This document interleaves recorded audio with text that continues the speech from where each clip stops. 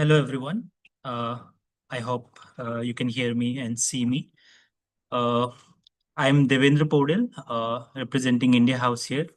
Uh, First of all, I would like to welcome you all to this webinar. The webinar is titled Careers in Public Policy. We will also be giving some information around Policy Pioneers program in this webinar. I'll quickly want to introduce our speakers for the day.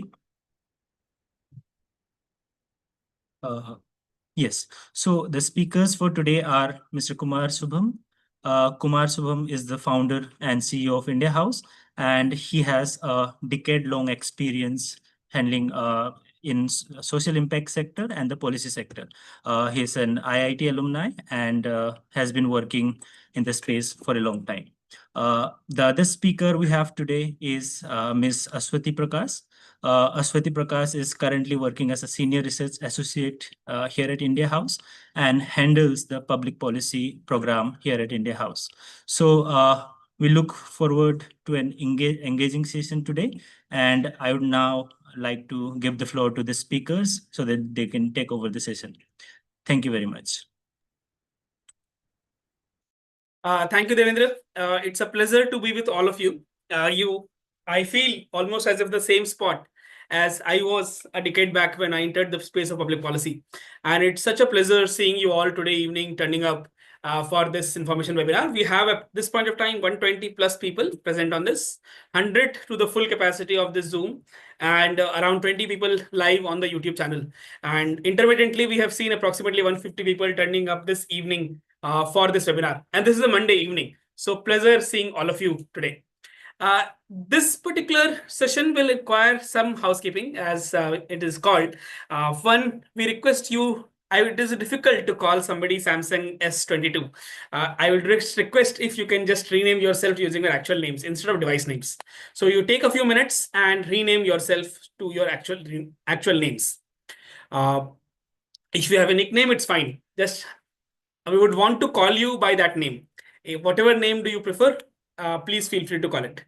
Second, we are looking at the chat actively. We have seen Muskan, Gurpreet, Neha, and somebody named Samsung's chat on the chat. We would be responding to all of them. As we had committed, we will be responding to each and every query that we receive in the next 1.5 hours. The next 90 minutes are entirely to also answer live queries in this call. So feel free to drop your questions. The chat option is available at the bottom of your screen. There is also a react option that you can use if you believe or agree with something. So just ensure you are acquainted with Zoom as a platform, which I'm sure you would be after the COVID pandemic, and ensure that this is getting done. We would have a dedicated Q&A section at the end of the program as well, at the end of the webinar as well. Feel free to use that Q&A section as well. In the meanwhile, you feel free to put the queries on the chat option. In case any of your friends are unable to join this, any of your friends are unable to join this particular webinar, ensure you link them to the YouTube channel. The YouTube link is being sent to all of your emails. Your email, anybody who has registered for the webinar would have access to the YouTube channel. Anybody who has not registered can register right now and be redirected to the YouTube channel. You would have received the YouTube link, the live link on the email as well as on WhatsApp. Feel free to use it while you are there. That's about the program's housekeeping. And now we begin the first part of today's web information webinar, which is on careers in public policy, as my backdrop reads just behind me. You can go to the next slide. Overall, this space is quite exciting, just also because when I joined this is a decade back, I was working in Samsung at that point of time.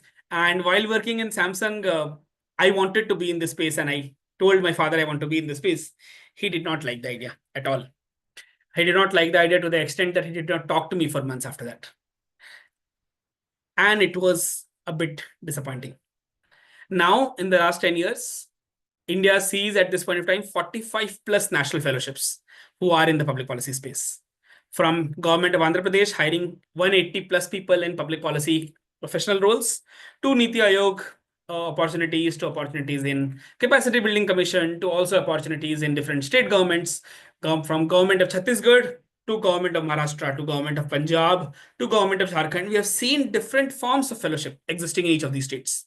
And that's the beauty of the space. This space has just started pacing up. And our understanding is this space is just going ahead. And despite all of this, no father has ever said, "Mera beta policy maker banega." And that is the state we are in. We don't see this as a typical career option, and that's the need for this. Otherwise, you don't need to be in this webinar. You are attending this webinar because this gap exists, and that's what we are trying to counter today. At this point of time, around 12 lakh people are joining the working age population every month. 6 crore youth are unemployed right now, 3.5 crore pending cases in this. And we are 63rd, world's highest population, world's third highest or claimingly third highest economy, and 63rd in the ease of doing business. And we have 33 lakh registered NGOs in the country. This is government data. The government data also says that around 30,000 of them are super active. They seek government funds, they engage with the government in some ways. And despite these 30,000 NGOs, we have not fixed these problems. There is fundamentally something wrong with the way we are solving these challenges, either in scale terms or in replicability terms, that we are unable to solve this problem at a scale that India is.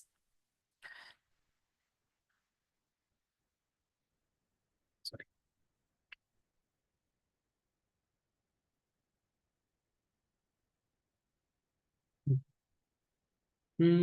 Just a minute.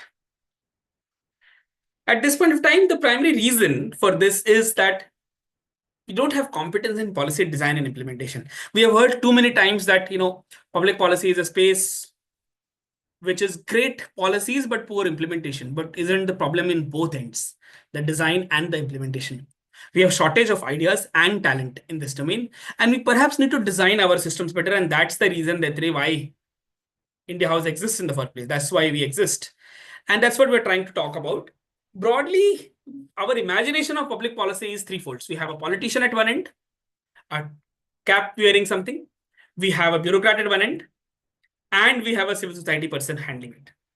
And this is the typical imagination of a policy landscape. But there is more, and that's what I am sure you are all to uncover today. In this particular webinar, we are going to divide this entire session into three parts. The first part, we are broadly talking about who am I? Who are you as a person? What is the fundamental call that you have? What defines you? Number two, we have what type of problem you want to solve. And number three, you want to have which available paths exist. Most of the queries are towards three, but it is important to understand which paths are more suitable to you as your personality. And then we have a nature of problem, which problem you want to solve, and which path to take. And we will just quickly navigate through all three and then take a lot of questions. So I will just pass on the baton to my colleague, Aswathi ji, who is here to take this forward. Over to you, Aswathi ji.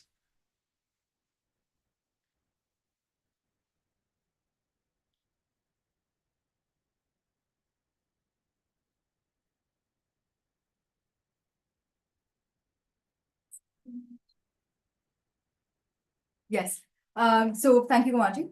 Like we said, the first step to identifying which career would suit you the best is, as always, definitely knowing who you are. What is your core personality? What are some traits that drives you to take decisions? So broadly, we've identified there are three kinds of people. And the first kinds of people are problem solvers. So these are your people who see a problem and they immediately want to fix it. They see a gap, they want to bridge it.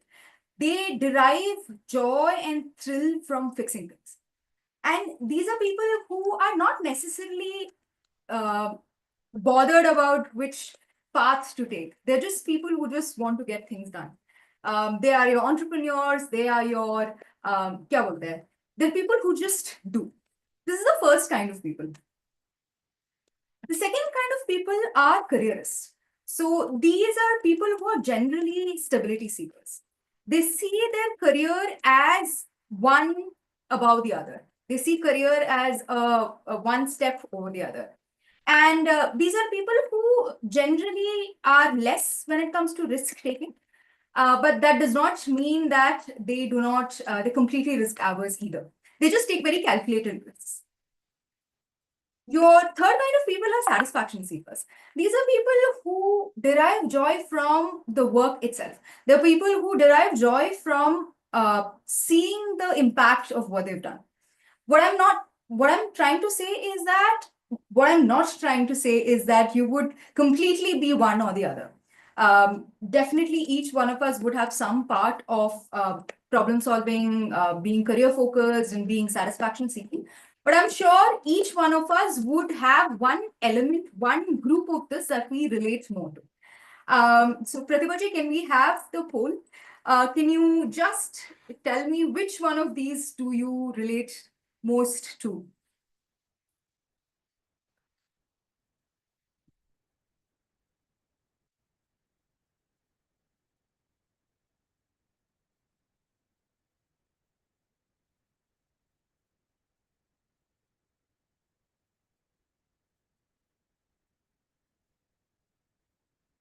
Yes.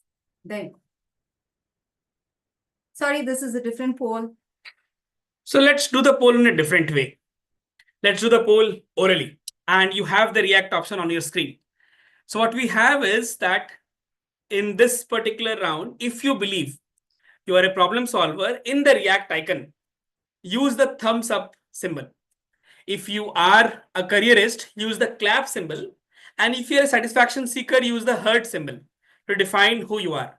I will repeat, in this quick gathering of 100 policy enthusiasts, if you are a problem solver, use the thumbs up. If you're a careerist, use the clap.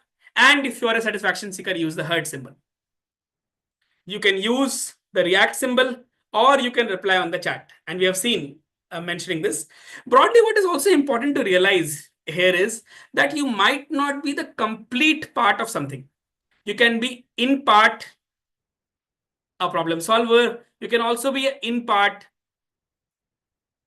careerist. You can also be an in part satisfaction seeker. And all of this is fine. It's completely fine to be three. And that is actually what we are. But you would also be one in majority. We can see a lot of people are problem solvers. We can also see a lot of people are satisfaction seekers. We have people mentioning both of them. But there would also be a core of you. We have seen a lot of people who are careerists, and it's important to recognize who you are, because this will also be fundamental to the entire framework that we are going to uncover in this particular webinar. So do try to identify who you are. And going back to Aswathi. So that is the step one of identifying what career paths you might want to consider taking. The second part of this is, what is the kind of problem that you want to solve? It could be gender discrimination, it could be terrorism, it could be international relations, any of these. So broadly, we have seen that all of these problems can be clustered into 4 parts. One are the problems that are caused by lack of law, or there is a problem and there is no law, or there is a law which is causing the problem. So these are your first kind of problems. The other one is, there is a lack of understanding of the problem. There is a problem, but most people are not even aware that there's a problem. So these are your judicial delays. These are your case pending in your courts. This is your ease of doing business, which is at a very low level. All of these are problems that are not generally spoken about. When you are in a group, when you're with your friends, at your dinner tables, you don't always talk about these things. The third kind of problems are ideology or social issues. So these are problems that are at a large scale, primarily because these problems to be solved, it just doesn't take decades. It takes a lot more, because these require behavioral shifts. These require conscious effort over generations. So these are your third kind of problems. The fourth ones are implementation gaps. I'm sure most of us often talk about it. It's not that we don't have solutions. It's not that we don't have good policies. It's not that we don't have enough laws. Most cases, the problem comes here that we just don't know how to implement it. Or when it comes to the last point where it needs to be solved, there's a glitch. So these are broadly the 4 kinds of problems that you will see in this space. So now another poll. Which one of these problems do you want to solve? I'm sure all of you have thought about public policy and careers in public policy, which is why you're all here. So what was that one thing that you thought coming to public policy would solve? That would broadly be your answer here. Just like Kumarji said in the previous one as well, it is not that there would just be one cluster of this that you relate to. There is definitely going to be some part of you that wants to come into the field for one of these clusters or two of these clusters, probably all four of them in some part. But there'll still be one of these clusters that you relate more to, something that is higher in proportion. So which one is that? Pratibhaji, can we have the poll? I think the poll is already live in the chat box. We have people responding in all forms. Some people are mentioning 1 and 4. Some people are mentioning 2, 3, and 4.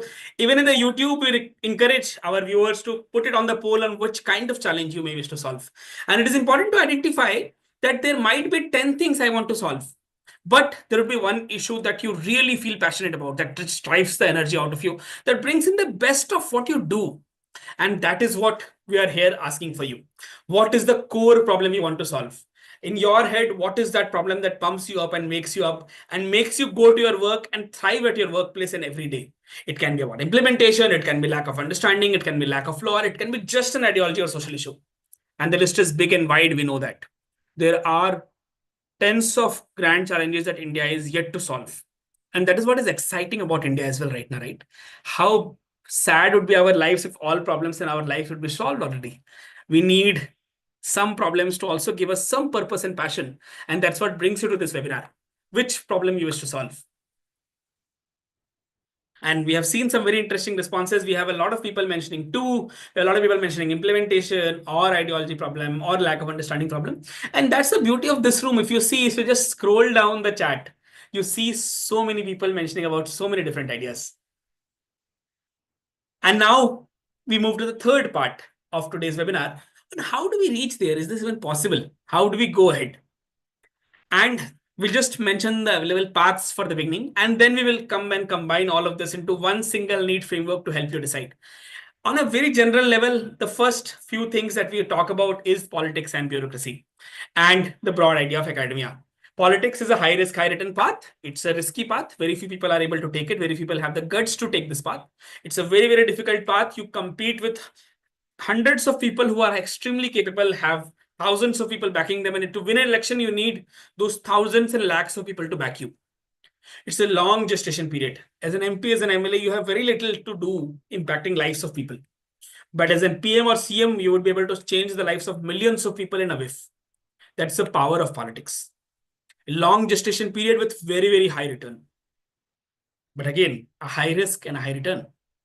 The second career path is possibly of bureaucracy. We know about this. Our parents have ensured that we know about this. In fact, that's the most fundamental push to a lot of people to go to the path of bureaucracy. It's a generic public service. There is very high barrier to entry. We all know about how difficult it is to enter this space. Most of my friends who are in the services mention a bit of luck, a bit of hard work, and a bit of just being there at the right time, right things stuck in your head, and you enter the space. A DM has a direct impact. Any place above a bureaucrat, above a DM in bureaucracy has an indirect impact, but it does have an impact. Again, very high barrier to entry. The third is academia, also known to us. We have studied via them, of course. This is our professors, whom we may like, some of them we may not like, but this is definitely an intellectually stimulating space. You think about ideas day in and day out. The capability of an academician is to change the direction of thinking of society in the long run. I still remember the first day we met Dr. Ashok Jhunjhunwala from IT Madras, where he talked about that electronic vehicles is the future. And this is 2015. Electronic vehicles, nobody was even talking about it. Except the name of Tesla, we did not know anything about it in India. And he mentioned this will fundamentally change. And today, across tier 2, tier 3 cities, villages, you see e-rickshaws everywhere. It has fundamentally changed the way we commute in our local neighborhoods. That is the power of academia. It takes academicians to write the textbooks. It takes academicians to give a direction to society. That is the third available path. We also have other available paths. We know about activism, in which you mobilize a large number of people together for a cause. You can get a law passed or a law stalled. All these three, RTI, NREGA, and PIL, came via the activism route. We also see NGOs, which I have also been a part of my own journey, and I'm sure a lot of us are part of that from the registrations that we received. We can address the problem at a small scale comprehensively. You can work out of 10 villages, 20 villages, 200 villages, and comprehensively answer it. But realize that India is a land of 6 lakh villages. A few hundred is not going to make the cut. In fact, it is not even sufficient to make 0.01% of India's number of villages. There is no scale or sustainability of outcomes. While we get good feel out of it, and it addresses the problem at a small scale, it requires a government entity to come in. But it's also a path of public service. You get deep satisfaction by doing it. It's a great career path to be in. And we also have the think tank and the consulting space. We have think tanks, consulting companies, corporates, in which you can influence or assist the government in making or implementation of a policy. You see, all major corporates now have a policy team. From the ultra global companies like Uber and Walmart, to also the typical Indian companies like Adani's, Reliance, or most of these. They all have a policy team working in-house to assist the government in making or implementation of a policy that they care about. It is also true for think tanks. Think tanks like CEW, Pehle India Foundation, which are both knowledge partners to the program, work with the government in making a policy. What Pehle India Foundation is doing with government of Arunachal is amazing. And what CEW has been doing with Ministry of Environment is amazing as well. They implement real policies with real impact. There is a second level impact though. They don't directly do it. They assist the government in doing it better. And it is usually more stable in a larger organization. And think tanks comes in all shapes and sizes. The smallest think tank I know is run by 2 people with a global influence. And the largest think tank I know is run by around 800 people in India. Both this lens exist. And then we have the broad financial return. We have the corporates and consulting paying good sums to people who are working in them. There is then the bureaucracy, which also pays decently to have a good survival. Academia and think tanks usually pay less than the bureaucracy, but quite decent. And in NGO and politics, there is no defined income. In NGOs, though there is a structured income now, in politics, there is no structured income for you. There is no way in which you can make money in the system itself. As the state president of any political party, you're not paid anything. In fact, you have to spend a lot. And so is true for a district president. Similarly, in NGOs, the pay scales are usually lower than the academia and think tanks. And then we have activism, which has no payout. You may get paid or you may sleep hungry at times. But that's the power of the capability of stalling or passing a policy. That's a trade-off you make. But very few people join policy for career option or financial return. If you're doing it, you should reconsider. Policy as a space is not for very high financial returns. It's a space of public service. And the public service requires us to be aware of what financial bracket we would end up in. And that's a realization we all need to have. If there would be specific questions on it, and we would love to answer that in the chat window as well. But broadly, we talked about in the first part of the talk about what type of person you are. You have mentioned yourself as a problem solver, a careerist, or a satisfaction seeker. And you also mentioned which type of problem you want to solve. Is it an ideological problem? Or is it a problem of implementation? Is it a problem of lack of understanding? Or is this a problem of lack of law? You would not know. Perhaps this table can help you. What we have done at the back end is we have mapped 60 different career paths in policy, clustered them in various brackets, and tried to create this framework that may help you see it from a different lens, from who you are to what sort of things you may do. And that's what you are. So if in the early part, you had mentioned yourself to be a problem solver, and in the second part, when Aswathi ji asked, you wanted to solve a lack of law problem, possibly you could be a social or legal activist. Or if you wanted to be a careerist and you want to solve an implementation gap, perhaps bureaucracy, consultancy, or corporate will work well for you. If you are a careerist and you want to solve an understanding of the problem challenge, perhaps an academic researcher or a think tank or a government institution will work well for you. Let's call these as rows, and they call them 1, 2, and 3, and these as columns and call them A, B, C, or D. Which brackets attract you the most? If you are a problem solver and you want to solve a lack of law problem, you are in 1 and B. So you become 1B here. Which bracket are you in?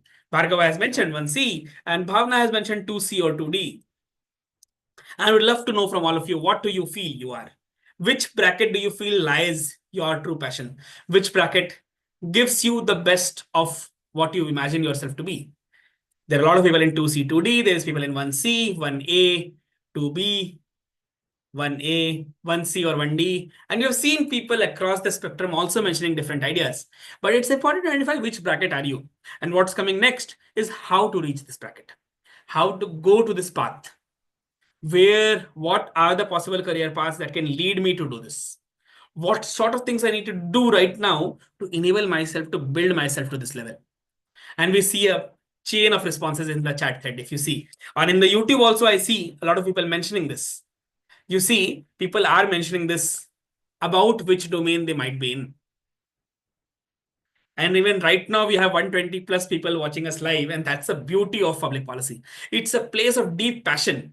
Which of this arises your passion in the domain? What do you feel passionate about in this space? For myself, I am a problem solver. And for me, I am solving a problem of understanding the problem. I don't believe people understand the problem well enough for the domains I care about.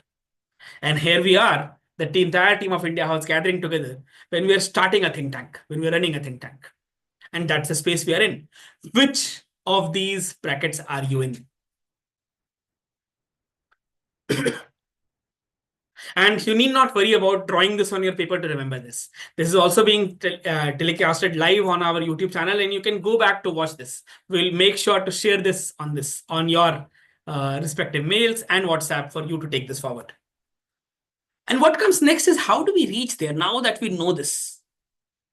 Now that we know that there is a possibility of somebody wearing a good cape and being a superhero about this, how do we reach there? How do we really see ourselves playing that role? Being a superpower, solving that problem that we feel passionate about, knowing who we are in the same mirror that Harry Potter saw his parents. How do we reach there? How do we enable that journey?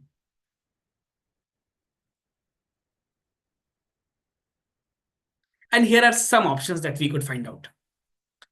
In politics, what's one good way to enter is look at various legislative assistant roles. There are 2 main fellowships that are assigned for this, and there are hundreds of other opportunities that you can ask to your respective MPs and your neighboring MPs. There is Lamb Fellowship, there is Mukherjee Fellowship who care about this, and I'm sure there are much more in the pipeline, including one from India House. We can think about becoming a political or a development assistant to an MP or an MLA. They need these expertise that you have about your empathy for the people, about your passion for problem solving, and your desire to really contribute to solving challenges in your local area. You can become a political and development assistant.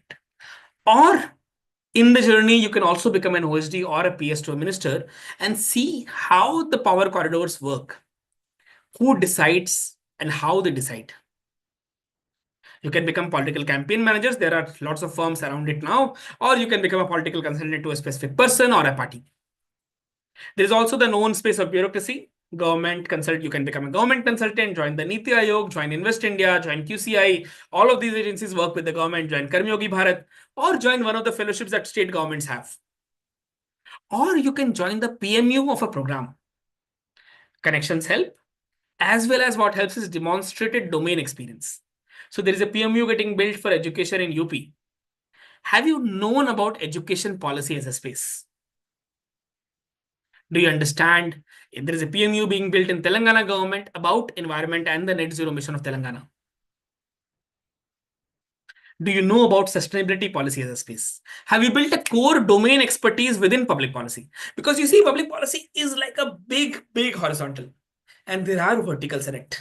Education works very differently than what health does. Health works very differently than what sustainability does. Developing that domain expertise is very useful. And then comes the social sector. Again, these 3 known paths that we saw in the first slide when we began. Remember the man with a topi and a woman with a poster in the hand? The third is the social sector, where we have local NGOs and local enterprises, as well as the multilateral agencies. from ADB actively hiring right now to the local NGO in your respective state. There are impact funds now very actively looking for good resources, especially when they engage with public policy. And these three are the known career paths in these roles, which take you to that domain. There are also paths that we don't know of, and these paths have just come up in the last 10 years. That's why this space is so exciting. You now have policy arm in corporates. Most corporates have a policy arm. From Procter & Gamble in FMCG to, let's say, Ola, to Zoho, which is a services company, to also a company which is making new forms of drones. They all need to engage with the government, and government is also engaging with them. They need these experts. For that, you need to develop some hard skills like in data or in writing or a broad systemic understanding of how to navigate the system. Something as basic as whom does the joint secretary report to and who decides in the joint secretary's office whom the joint secretary is meeting with. This is core systemic understanding. And again, domain expertise comes in very helpful in this. If the organization is working in education, like most universities, colleges, or education companies, education policy, understanding of education policy is key for it. If the organization is working in any way in environment or needs regulatory clearances from the environment, sustainability clearances must also engage with that. Similarly, if you want to go into analysis or research, think tanks are the space for you. Data, social sciences research, narrative writing, and core domain expertise plays heavily in this. Research internships play a role. Any form of public media writing, if you have written for the public, that helps. And the third is the growing space of public policy consulting. From McKinsey and BCG and Bain to the big four of EY, KPMG, all of them have an active team for policy now. You need data skills, you need presentation skills, you need writing, you need articulation, and you need understanding of how the system works. Any form of consulting internships help you get in the door. A comfort with numbers helping you get in the door. And again, domain expertise comes in heavy in this because they also work with companies who work in a domain. Imagine you are the education minister. Do you want somebody coming in with no idea of education as space, but knowing about the theory of public policy? No one cares. That is the hard truth. Can you know about nuances of navigating policy in that domain? And that is the beauty of getting into one domain and building a career on that. And that is what the auxiliary roles are about. At this point of time, this is the broad area of work for a policy professional. What we have talked about in the last 35 minutes is the idea that we started with who are you, what kind of person you are, what kind of problem you want to solve, and also navigating to what are the possible career paths and how do you enter that domain. This entire range got covered in just like 35 minutes, and we have a lot of queries. We will respond to it, and we have approximately 34 minutes more to go to respond to your queries as well as to understand who you are and what your problems are. We will take a few questions now, Aswathi ji, if that's okay with you. Yeah. And what we will do is we will then move to the information webinar on policy pioneers on how do we believe you can develop the same skills that these domains need. So let's take a few questions here in which you have a question about what are the most valued internships or fellowships in public policy. So this question is by Nehaji, and Nehaji, this question is important because usually we decide based on the available opportunities. Public policy is extremely small as a space. There are less than 20,000 people in public policy who are young and in the public policy space. That's how small the space is. It is big. If you look at 10 years back, there were less than 100. Now there are around 10 to 20,000 people. What's valued is, did you actually contribute to that project or were you just another fly on the wall? Where the person did the internship or fellowship in, did they actually write something? Did they actually crunch some data? Did they actually do a narrative? Did they actually drive a connection? Did they actually submit a policy brief? Did they actually create a memo? If you have done any of this in any policy role, that's the valued internship. People are aware that internships and fellowships are entry-level roles. Don't expect you to change a policy and make the world a better place in your few years of work as an intern or a fellow. But people do care about, have you done more than what others have done? have you developed some skill in your age bracket that is differentiable compared to your peers? Does that answer your question, Neha? Can I have the cursor? Okay. Then the next question is with Saurav. Saurav, I think some of these opportunities we have mentioned in this webinar. Some names I also took who are currently looking for people. You must explore if you are interested in sustainability. Go to CEW website. They are hiring for 20 plus roles. ADB is actively hiring for around 5-7 roles right now. There are fellowships which are currently open for applications. All of this can be looked at in your respective domains.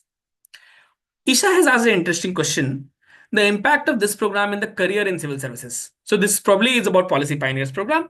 And what I wanted to quickly mention to you, Isha, is that you see, public policy is a very black box, is almost a black box to most people. If you're not inside the system, you would not even know whom does a school principal report to, or who an SP reports to. Does the SP report to the DM, or does the SP report to the DIG? Does Ayushman Bharat Yojana come under the mandate of a DM or the district health officer or the state health ministry?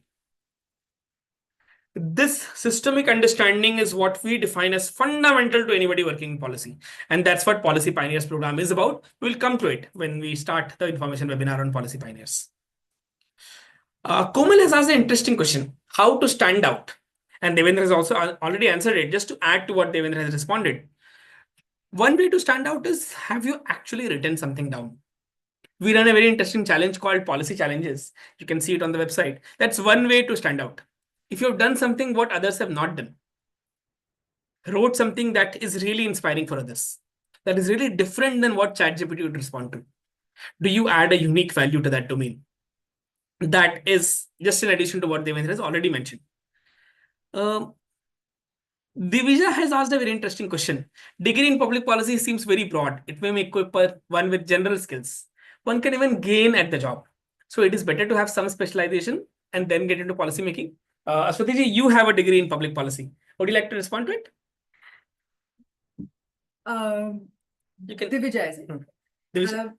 Divija, so I have a master's in public policy, and I had wonderful professors. We had a wonderful curriculum. But after coming to the field, both as somebody who hires and both as a fresher who came into the field, the gap that we're actually seeing is that people who are coming out with masters are not really employable once they pass out immediately. They still require some training because the understanding, and that's a fundamental problem with academia as well. The understanding is almost always theoretical. I mean, of course, there are universities that are experimenting to bring in more practical skills, but there's a huge gap in terms of what the sector needs and what's coming into the field, the kind of talent that's coming into the field. So that's also one of the gaps that we're trying to bridge with the Policy Pioneers program, which again, I will be talking about in a bit. Yes. I also see a formal common connection with Shreyansh. Shreyansh has also left Samsung for UPSC and now want to enter public policy related technology. Technology as a space is extremely exciting.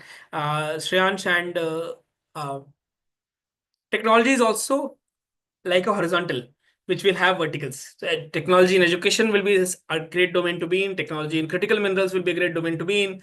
Technology in all forms of frontier technology. Now Niti Aayog is a center for frontier technology. It's led by a technocrat and it's an amazing center with an amazing team right now leading them. Janvi has instead asked. So Sriyansh, hope I answered the question. Tech is a horizontal which has intersection in all domains. You can think about tech in information technology, tech in education, tech in health, tech in sustainability, or tech in, let's say, frontier technologies and the regulatory environment around it. All of these are possible domains inside tech. Hope I answered that question, Shreyansh. Please let me know in the chat if there is a follow-up to it.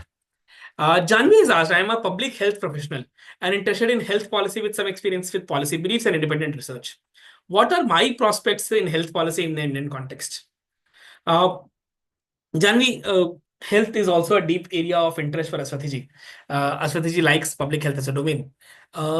In terms of prospects in health policy, I think right now there are 4 broad areas in public health. One, There is, of course, government agencies. So Niti Aayog has a very active public health team.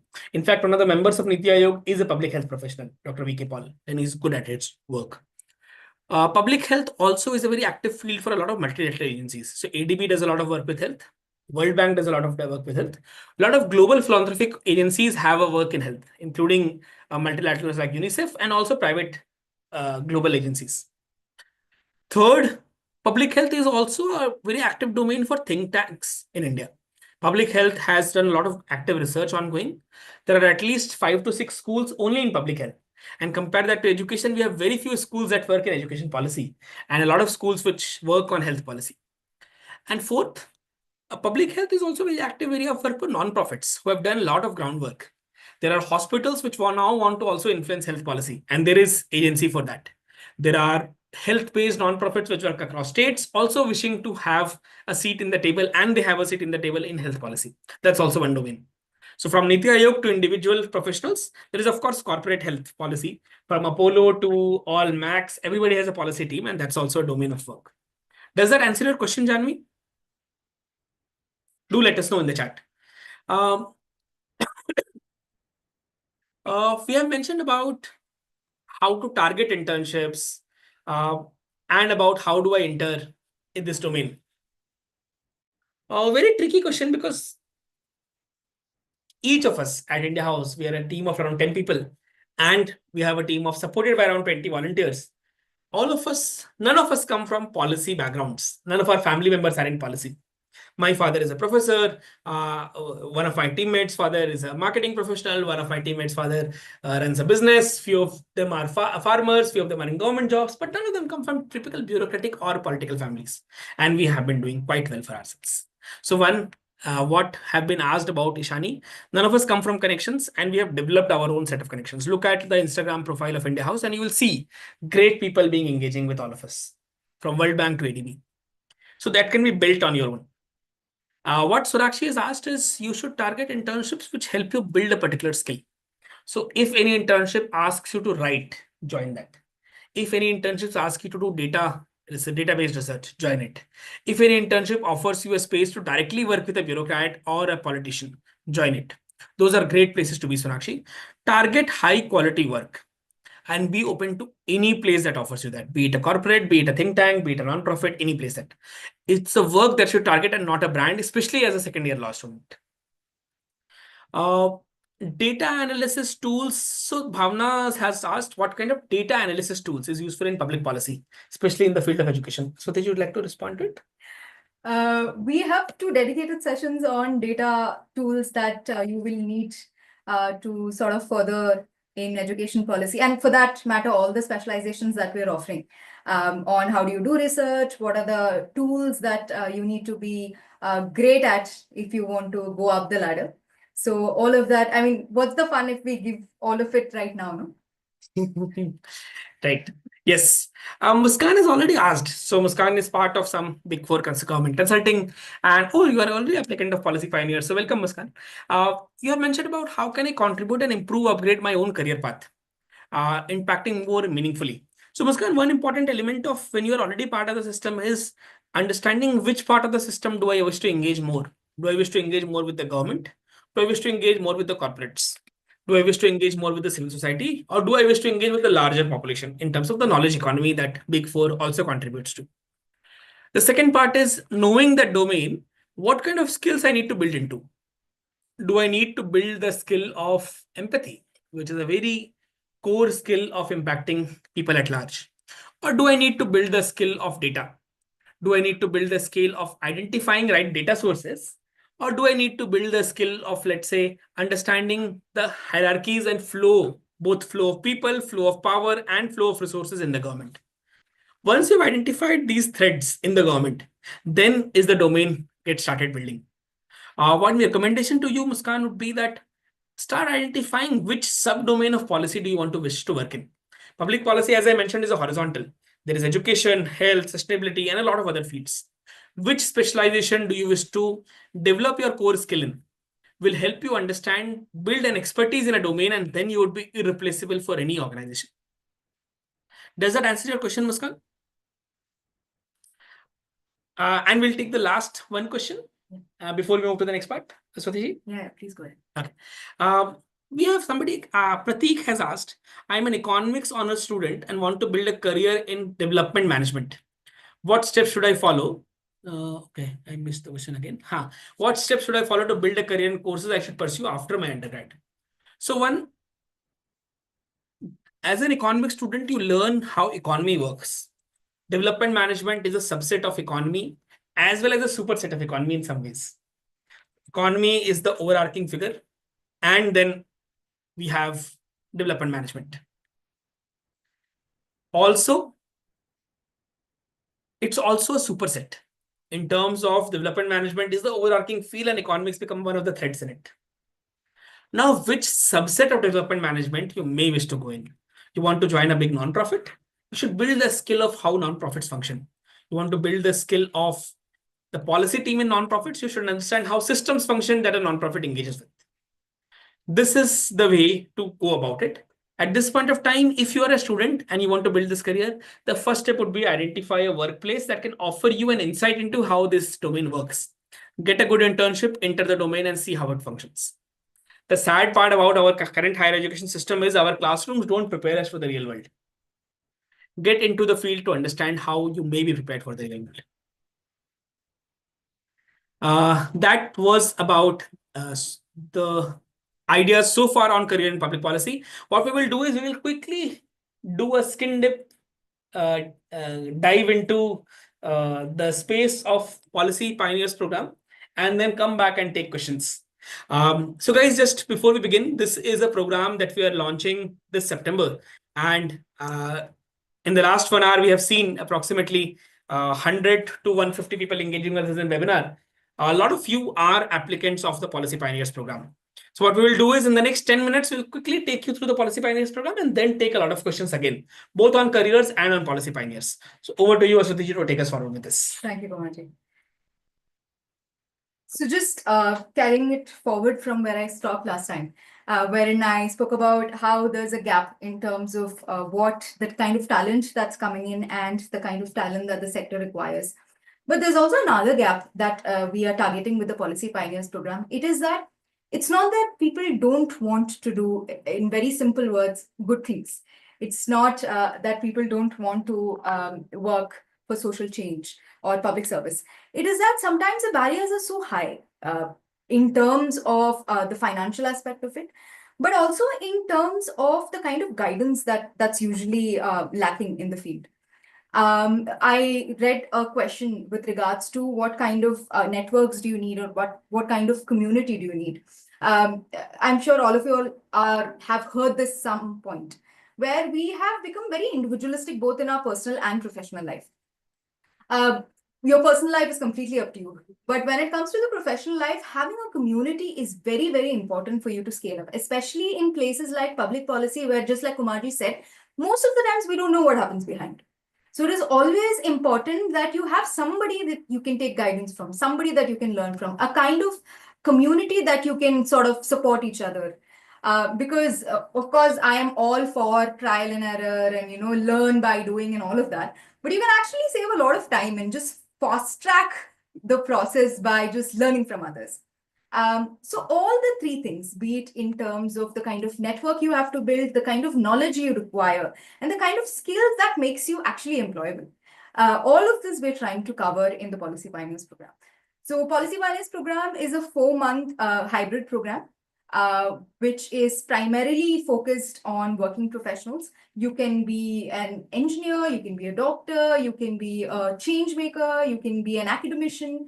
Everybody is welcome. We are developing the program in partnership with IIM Raipur and IIT Delhi. Most part of the program will happen hybrid. It will happen online with 2 in-person sessions in the period of 4 months.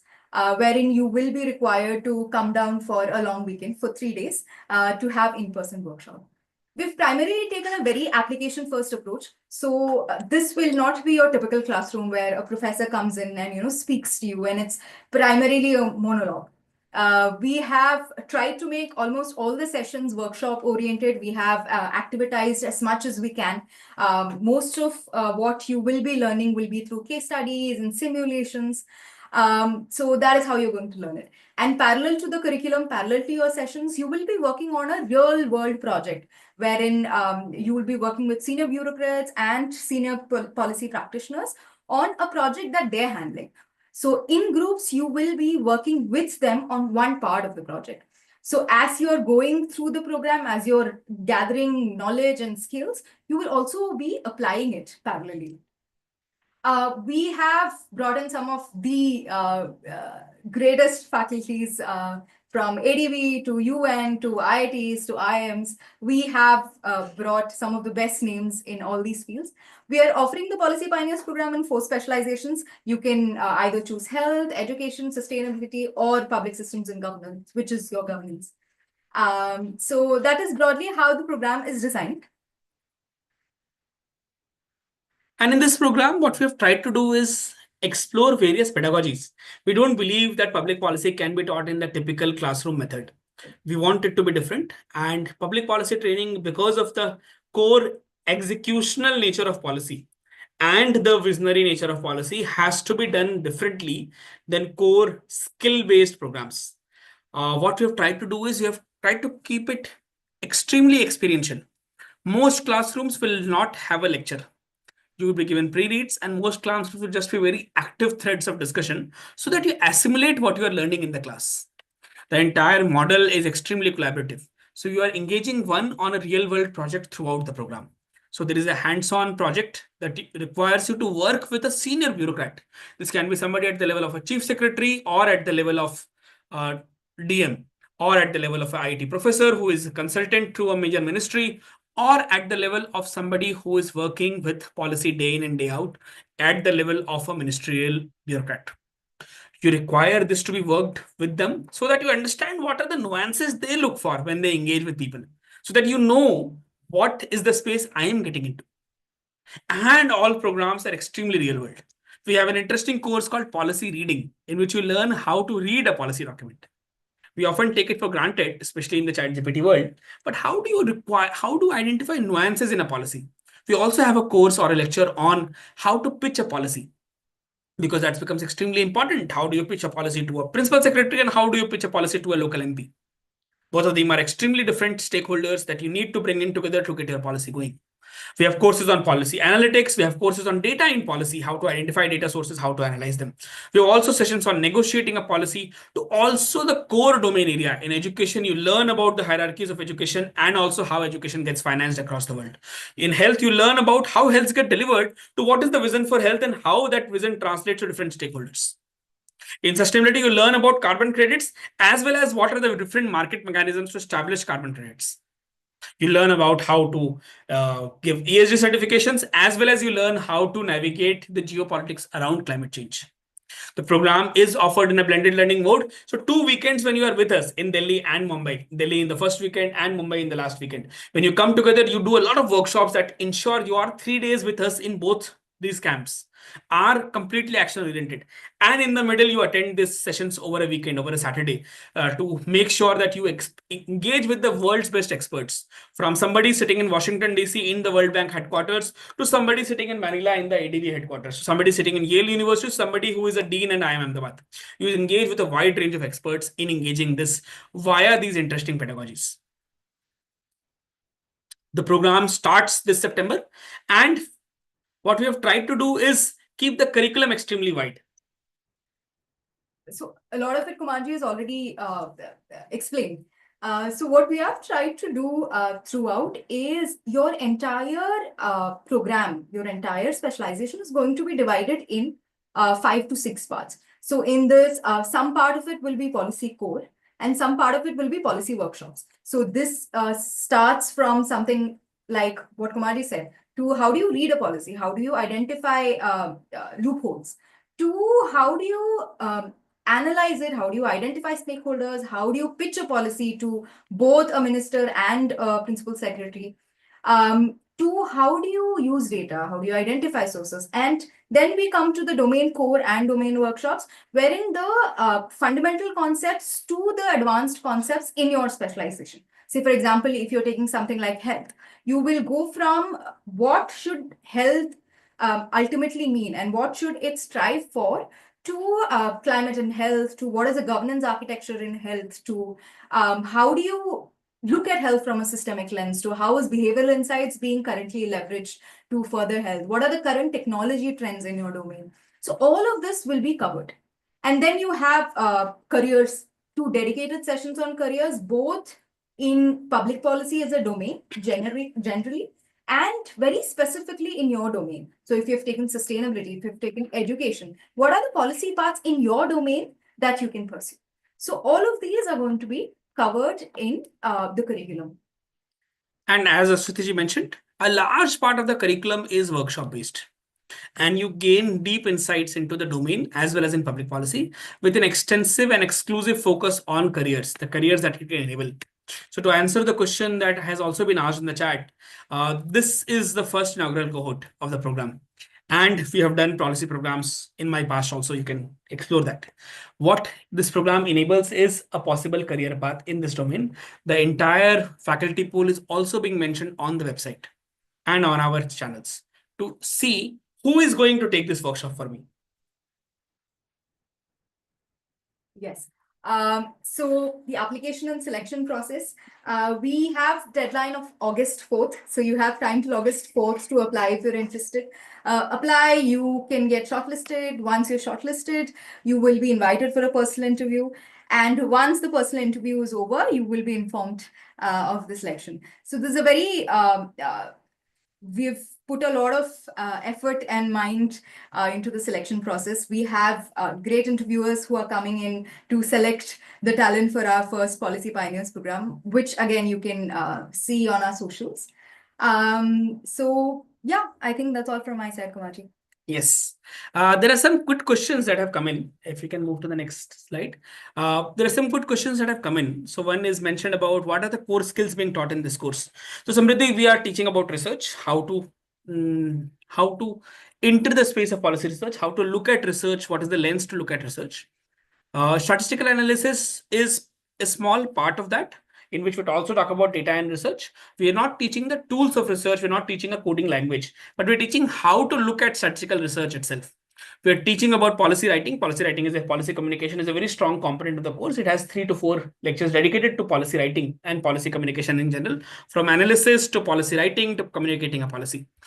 We are also teaching about core skills of that domain. So if you're working in education, what does education financing mean? If you're working in health, what does PPP in health mean? What are the models of it? If you're working in sustainability, what does ESG regulations mean in India and abroad? All of this get covered, and these are core skills that you develop in this. Somebody has asked about, is this program suitable for a fresh graduate? This program is not suitable for somebody who is in college right now. Somebody who is in an undergraduate degree may not find value in this program. The program is suitable for fresh graduates and early career professionals. So ideally, somebody with 0, 1, 2, or 3 or 4 or 5 years of experience is a great fit for the program. That's where we have also seen most of our applications. If you want to see how many people from your state have applied for the program, look at the latest Instagram post, which talks about each state and how many signups you have received. Probably you will find your own peers in the program. Somebody has asked, will you not take in students? If you're exceptional, we will take in students. So students, the idea is that this program is for working professionals. So ideal cohort is a working professional. However, we do realize that there are exceptional students that may be like you, Neha. If they are exceptional as a student, if you have done things in your student life, and if your aspirations are aspirational, if what you dream of is aspirational as a change for India, then your entry to the program becomes a possibility. Somebody with a name of 1+HD1901, just kidding, has asked, what are the opportunities in the corporate sector after doing a Policy Pioneers program? Is it suitable for a mass communication professional? The person who is replying to you just before you, Paridhi, our team member, is from a mass communication background, and we do have people from mass communication entering the space. In fact, you have a lot of people from mass communication who have entered the policy space. Policy requires mass communication in its baseline. It is about communicating to a large mass of people. In terms of corporate sector, most industries require a policy professional to communicate to the government. In mass communication, you have learned about how to communicate better. What does a stakeholder want? You have learned the 5W1H of communication. Now the point is, ensure your 5W1H is suitable for policy world. That is what the program offers to. Somebody has asked about SAP. SAP is a great program for anybody who does not know what SAP means. It's one of our challenges that we call Start Acting in Policy Challenge. It has started today, and the next cohort applications are already live. It's a free program that runs for 15 days for people with at least 1 year of experience in the policy world. If you have 1 year of experience in the policy world, you can join. If you don't have it, you can join the precursor to it called Start Thinking in Policy Challenge, which is also a requirement to be a part of SAP. It runs as a challenge for 7 to 15 days. It's a beautiful challenge in which every day you get some activity, and every 2 days in SAP, you submit it out. Today's activity has been received on the group. You will enjoy that. Somebody has asked on the YouTube, Komalji has asked on the YouTube, mentioning about they are pursuing MBA. Do I need to get another policy for degree in policy? So let's look at it two ways. So for example, I know English language. Does it mean I can write speech for the Prime Minister? English language is a tool. Data or analysis is a tool. Contextualizing it requires to know what this tool can do. And that is the skill of public policy. You may or may not need it, depends on how well do you understand public policy as a contextualizing element. What this course does is it provides comma context to your set of skills. If you are a mass communication person, it provides comma context of policy. If you are an engineer, it provides comma context on how technology can interact with policy. We are a comma context team, which provides policy as a skill to anybody in any domain.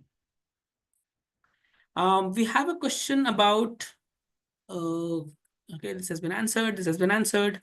Okay, we have a new message, 2 new messages. Okay, we have mentioned about law graduate. I'm a suitable candidate. You would know the best, Shreya. If you mention you are a suitable candidate, you might be a suitable candidate. What you probably mean to ask is, am I a suitable candidate in the field of public policy? You see, 8% of our parliament is lawyers. They are making the laws for us. So for sure, you can do good in the domain. Policy Pioneer Sustainability Program in corporates. So you see, this year at IIT Dhanbad, earlier called as ISM Dhanbad, the average and the highest package was not for the computer science department. In fact, they moved to the second rank. This happened for the first time in the last 20 years. That computer science graduates did not get the highest average package or the highest package. It went to environmental engineering as a domain. That's how active is the pursuit for people who understand sustainability and environment in that field. Every corporate is mandated by SEBI to declare their ESG. That means every single of the top 1,000 corporates need somebody in ESG. Each company needs to be environmentally conscious to sell their products in Europe and in major nations. That means they need to know what are the environmental sensitivities. It is not just to meet the regulations. It's also important for the world. The world needs to be a more greener, more sustainable, a more regenerative space. And that can only be enabled by people who understand the environment and understand the policies around it. So definitely, Subhashmita ji, Sahuji, from the YouTube channel, from the YouTube live, that this is a possible space. Somebody has asked that somebody has a national and international credential. Can there be a re-interview? Yes, Korji, there can be a re-interview. Just please request it on the email and we would definitely do it. We want good people to come in. This is not a program that is based on rejection. This is purely a program based on selection, and we want good people to come in. Your application is waitlisted, and because the day of the interview you were not well, please do request for a re-interview and we'll be happy to do it. Somebody has asked about, I was talking to a policy PG. They said getting real job is very tough and I'm getting very less money. I wanted to know your POV. Shanji, he's right. He or she is right. It is a tough space to be in. This is the point blank answer to, is this an easy or a tough space? It is much easier to get a job in a tech company as a software developer. Because you see, we are producing at this point of time, almost 5 to 6 lakh graduates every month. That means there are 5 to 6 lakh jobs in some ways in the field.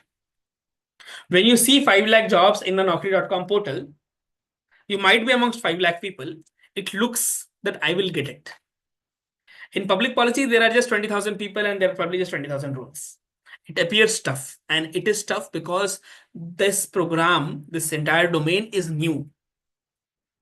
If you're looking for a short career or a security in life, public policy will be a tougher space for you. At the same time, it is extremely exciting as a space because you solve real problems every day in and day out. Getting money is highly dependent on your skills. For example, at this point of time, Ministry of Commerce, Ministry of Industries and Commerce, I am at the Ministry of CI, has a consultant opening for approximately 5 lakhs per month and also hires professionals for as low as 30,000 per month. That is the range. But I will repeat, don't join the policy space for the salary itself. If you're looking, if salary is your primary consideration, this space is not for you. This is the tough space. Make this choice extremely consciously. Somebody has asked, I'm already working with the government in national scheme as a part of a TSU. What skills can I strengthen? I do understand the gaps. I want to know what career opportunities as well. Will it help in job prospects? How is it different from a master's course, a mid-career professional course offered by IMB, etc.? Aswathi ji is a master's in public policy. I don't have a public policy degree. And I have worked with the Prime Minister's office to also with sarpanches. That space at this point of time is not built around degrees. I will ask you a simple question back to you, Aswathi ji. Do you hire somebody based on your degree? Or do you understand this entire gap left despite degrees in this domain?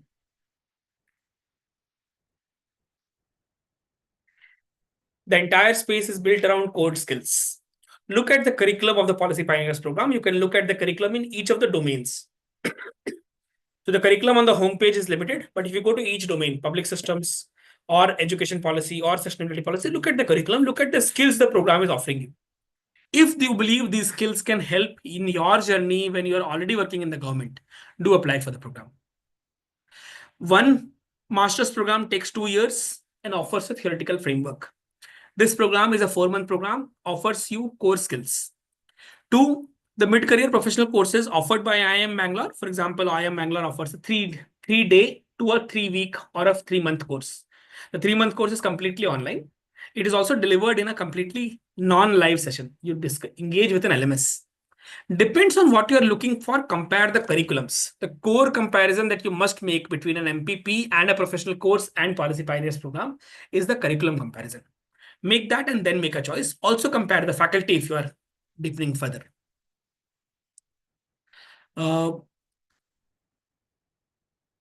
I am finding it difficult to pronounce your first name, Gogoiji. I will just limit to Mr. Gogoi or Gogoiji. In the public policy domain, do we need to have a financial support and connection? It is very difficult to get the idea discussed and implemented. I completely agree, Gogoiji. That's why in the first term of the course, you also do a course on policy communication. That's how the domain goes through. In this domain, it is about strong pitching as well. You need to be able to sell your idea. Just having a good idea is not good enough. It's almost like going to Shark Tank and appearing for a Shark Tank interview, mentioning, I have a great idea. Do they take you in? But they also ask your background, right? They also ask, what have you done so far? What has the product been doing? Have you tried to pilot it someplace? All of these are extremely important questions also in the field of public policy. Policy is an extremely entrepreneurial field in some ways. If you really want your ideas to be implemented, this is a great place to be, but also requires extreme levels of perseverance. Somebody has asked, I have not received any email regarding the program after applying. So the program applications are live, and we would ensure we reach back to every single person who has filled up the full application form. So if you have applied, just wait for a few days. You will definitely get a response from us. Both yes and no we send. We make it a point. We don't like getting ghosted by people when people apply to a place and get ghosted by them. That's not we. We would reply to it. Wait patiently. If you want, you can check back with us, and we'll usually reply to all emails within 24 hours. Somebody has asked about gender and development studies student. We have 2 members of the team who are gender and development management students who have been gendered students in the past. You want to talk about intersection of gender issues, climate change, and public policy. You have been applying to places with no fellowships. They require certain experience. That is right, Sakshiji. Imagine somebody who's sitting in that spot having 10 applications, 8 with experience and 2 with no experience. What would you do? You'd want somebody with some experience, right? One good way to start doing it is start writing actively. create a Medium newsletter, create a Substack newsletter, write on your LinkedIn. But start actively articulating your views. That's part one. Part two is develop some core skills. Most of the humanities education in India is extremely narrative based, which is extremely helpful to frame your viewpoints correctly, but also limits your understanding of cross sectionality of those topics. Start writing. The best of candidates will also get an LOR. The program also connects you to these people. For example, in the last meetup that we do at the end of the program, you will engage with approximately 15 to 20 great organizations in person. They would come to your venue to interact with you. That ensures that you are able to engage with the people right then and there. A lot of people have asked about networking. This is that space. You see the faculty list of the Policy Pioneers program, and you will see the range of people that have engaged with us. That is the network, and leveraging the network depends entirely on you. Are you ready for it? And we are in the last 2-3 minutes of the call. So I'll just wait for 2-3 minutes also to take a pause to drink water, and we will take the last round of queries here.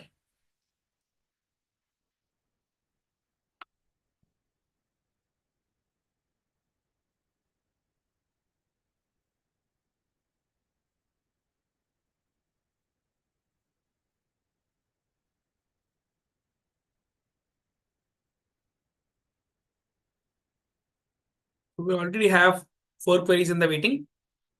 We'll have to also check the YouTube channel if there are any queries and respond to them in the next 2 minutes. And pardon me if we have missed any query earlier in the chat. Feel free to drop your queries again, and we would love to respond back.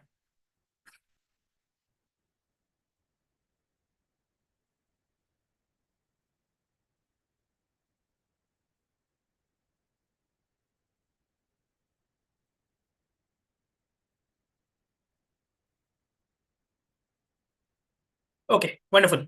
So let's start back. We have the last 5 minutes. And we have an interesting question on our YouTube channel. Somebody has asked how to apply for scholarship after selection.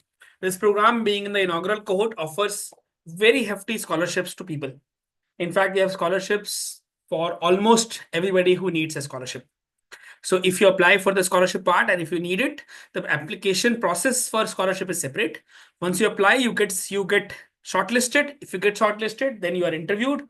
If you're interviewed and shortlisted again, then you get the scholarship form. In the scholarship form, you are requested for your merit requirement and your means requirement. If both requirements are met to the basic level, you are eligible for a scholarship. We will be happy to provide you a scholarship that is very wide ranging. We have raised philanthropic donations to provide you with scholarships, and we would love to not have the financial barrier become your barrier in entry to the program. So the scholarship process starts after you are selected for the program. There is a form that you will receive both on WhatsApp as well as on your email. Feel free to apply via that. And within 2 to 3 days, you will get a call from our side to verify your scholarship form. Hope this answers your question. This is for a person who asked this on the YouTube channel.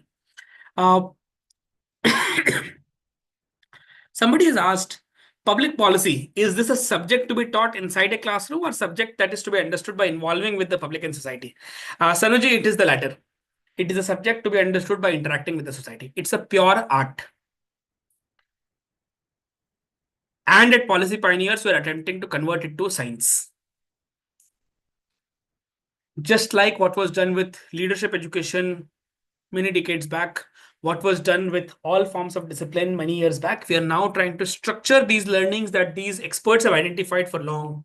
What Dr. Dinesh Arora has understood as the Deputy CEO of Ayushman Bharat, who brought Ayushman Bharat to life as part of his stint with Ayushman Bharat Mission and earlier with Niti Aayog and earlier as an IAS and now being implemented in Asian Development Bank out of Philippines. He will bring out that expertise and offer it to you when you learn about health policy. Sorry. Similarly, what somebody from World Bank as an education expert worldwide, what she has experienced with it will come and talk to you about her education experiences. A dean of IIM Ahmedabad will come and teach you, as well as the dean for FMS Delhi will come and teach you on what expertise they have gained in their journey. That is the idea of enabling this. Once you go through this, then you understand that their experiences of involving public and society while learning public policy is being extracted and distilled for you in this program. It is not a replacement for it. You will anyway need to do it on your own. This just offers a distillation of their years of experience. Somebody has asked, give a real example of work project. If I'm allowed, let me open it on the website. Or Paridhi, you can share the HOPS link on the chat. For example, one of the projects that we have is there are building codes, right, in urban development. Every state government comes up with how to construct a building in an industrial area, in a residential area. A bureaucrat has offered us a project in which the team of 4 or 5 will work with this bureaucrat in creating and simplifying this building code so that common man can understand it. The Special Chief Secretary of Telangana has offered a project in which they want to create a mission for zero emission Telangana. And they are asking this team to work on a subset of that project. An IIT Delhi professor who is also an advisor to IRCTC is offering a project on how to take IRCTC towards becoming a more sustainable organization. A bureaucrat in Jharkhand is offering a project on how to make our schools more accessible to the communities around them. These are core policy challenges. And what the bureaucrat is asking for young people of a team of 4 or 5 whom they will also mentor is how do we solve this? And probably you can help them, Shreyans, in this. Paridhi has shared a link with all the hands-on projects and the bureaucrats that these projects would be. And last 2 questions. Somebody with an interesting name of iPhone has mentioned, given my background in food science and technology and the current role is research consultant in Ministry and Commerce and Industry, you're interested in transitioning to a think tank. You have asked about, do specific educational backgrounds play a crucial role? What factors should I consider to enhance my prospects in this field? One, think tanks require research. And the way I see your current role in Ministry of Commerce and Industry, probably you might be in Invest India or in DPIIT, one of these domains. In this role, you have learned how to navigate the system. You've learned it very well. You've also contributed to new policies getting formed inside Ministry of Commerce and Industries. Now, when you move to a think tank role, you will need to do research on this. Understanding of system in part is there of that particular ministry. But food and technology, food science and technology is a much wider domain even beyond policy. Do you understand how research happens in this? Do you understand what are the stakeholders in this beyond the ministry? At this point of time, most of the ministries have very limited stakeholders. It's mostly industry in some form, some representative organizations, and the government stakeholders itself. It's mostly the different line ministries and departments. Do you understand the other stakeholders? What are the civil society consortiums in this? What are the grassroots consortiums in this? Do you understand how to bring out what do they seek from this? How to convert their lived experiences into the policy language? So it requires extensive writing skills.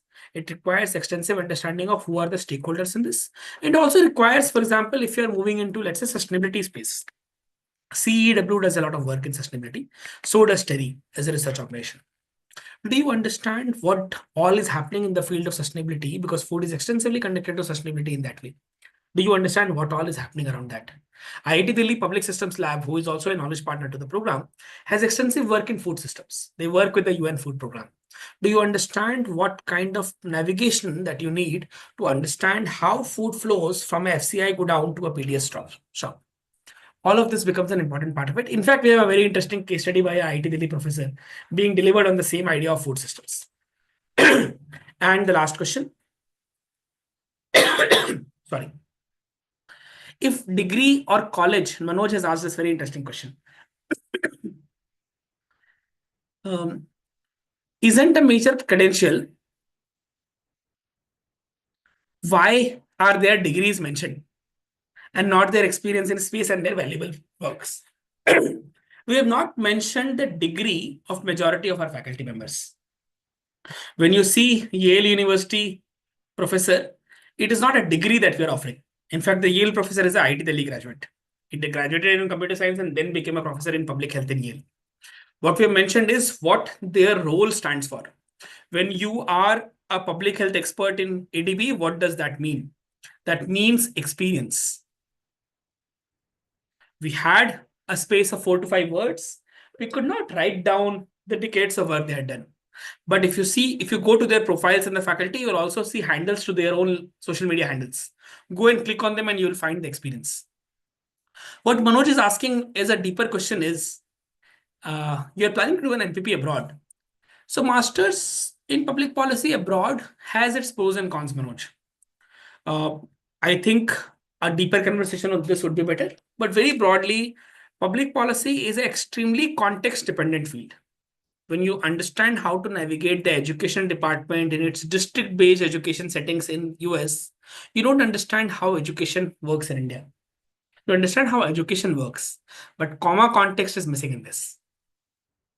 However, some of the NPP programs are extremely good. I would strongly suggest to look for LKY and Oxford Blavatnik. Both are 1-year programs and extremely good in context that is also relevant to India. This particular program will offer you clarity on whether you want to do this or not. If you've already decided, I would suggest go for it. The application deadlines will start very soon. You better start writing your LOR and preparing your CV for it. That is all that we could answer today. We have a lot of questions that we have answered. Shruti is again asking, it is a hybrid program as now called blended learning programs. It is done 2 weekends. The program runs online on weekends. On the second weekend of the program, there is an in-person camp in Delhi. This is in mid-September. In the last weekend of the program, there is an in-person camp in Mumbai, which is the last of the program. Between this, the program runs online on Saturday evenings. So your Saturday evenings are with us in the program. The rest of the week is with you with some assignments and some things to read and do in the middle of the week. But this program is built for working professionals. Hope it answers the question, Shruti. And that's all that we have for today. We are at 9:02. We are ending this 2 minutes later than what we had imagined it to be. Hope this webinar was useful to you. There is a link to our WhatsApp group, WhatsApp helpline, if can be there on the chat. Do connect with us on WhatsApp. Feel free to put your queries there. We'll be happy to respond to them. This particular webinar is being recorded and been telecasted live on YouTube. For people in YouTube, you can use the same link. For people on the Zoom, you can go back to the YouTube link and revise the concepts that we talked about today in navigating your career in public policy and in navigating the Policy Pioneers program.